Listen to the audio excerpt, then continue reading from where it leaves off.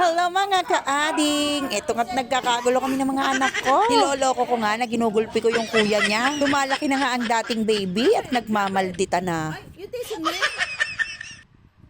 Are you teasing me? Ah?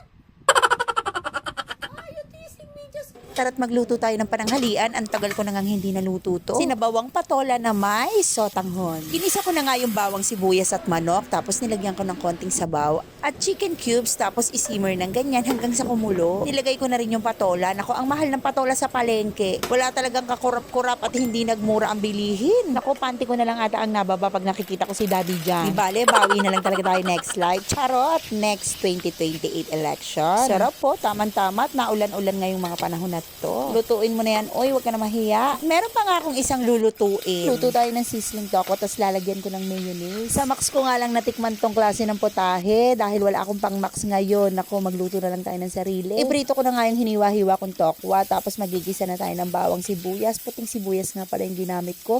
Tapos naglagay din ako ng bell pepper na hiniwa ko nga sa maliliit. O, Pax, sino ka dyan? Talagang pumupronta, oh.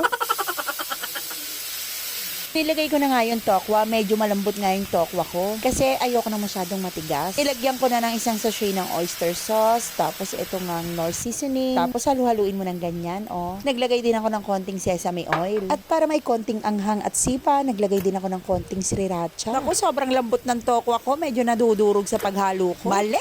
Isinunod ko ng lagay yung mayonnaise. At hola, nag-antay lang ako ng ilang minuto para talagang luto na. Kain mga ka-ading! At naglagay din pala ako ng paminta, nakalimutan ko. Eto, sure na okay na talaga, kaya Okay kain na. At ma-share ko lang, kinabukasan nga ay birthday ng aking nanay. Nagpunta nga kami dito sa Padre Pio sa Batangas. O, ayan ang birthday girl. Kasama nga itong mga pangit kong kapatid na may nana din naman sa akin. O, ito pang mga anak ko. At salamat nga pala sa asawa ko, Daddy Jan. Dinala kami dito sa may Batangas, Padre Pio, at nasunod yung hiling ng nanay ko sa birthday niya. Matapos nga naming magsimba, dumiretso kami dito sa bilihan ng mga souvenir. Nagkahiwa-hiwalay na nga kami at pinabayaan ko muna ang nanay ko at mga kapatid ko na mamili ng mga souvenirs nila na iuuwi.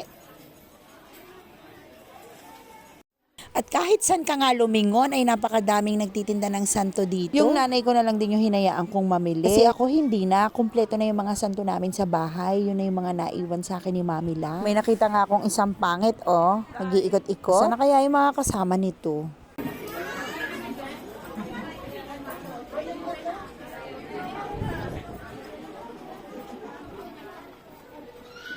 Gusto ko sana yung 600 kaso mali ko nalagyan.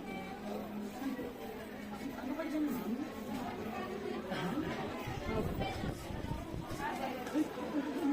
Tapos na kami bumili, kaya naman naghanap na kami ng kakainan. Punta nga kami dito sa may Tagaytay. Dito kami kumain sa may Paprito o Papa Prito. Uy, ano yan? Sino tinatawagan mo, bata? Ito nga kami sa second floor, pumwesto para kumain. Taray ng manager, oh. Siya nga pala yung nagpakain sa amin dyan ng libre dahil wala akong ambag.